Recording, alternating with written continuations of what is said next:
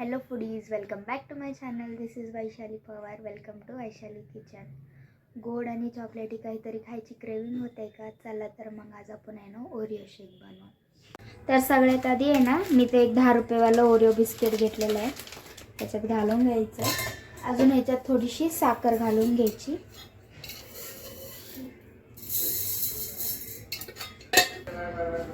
यानंतर आहे ना ह्याच्यात थोडंसं दूध घालून घ्यायचं आणि ह्याला दळून घ्यायचं. थोडं दळून घेतलं का मग मी इथं चॉकलेट घेतलेलं आहे, आईस्क्रीम घेतलेलं आहे चॉकलेटचं, हे पण ह्याच्यात ॲड करून घ्यायचं.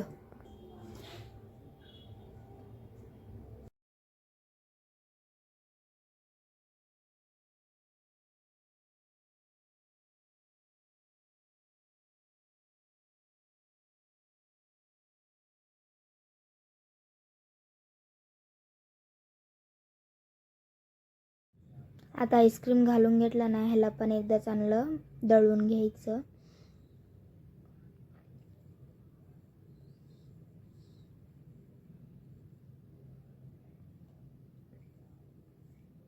यानंतर आहे ना आता मी हर्षीज घेतलेलं आहे इथं सिरप, ह्याला पण मी ग्लासमध्ये थोडंसं घालून घेतलं आहे. ऑप्शनल आहे हे.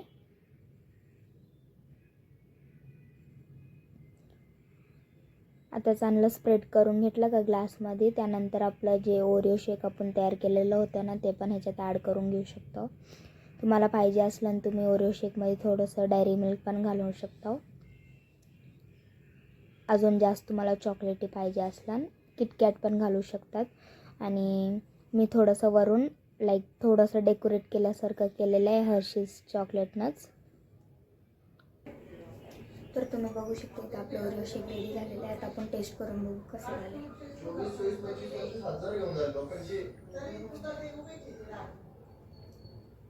खूप टेस्टी झालेलं आहे आणि खूप इझी वेनं मी बनवलेलं आहे.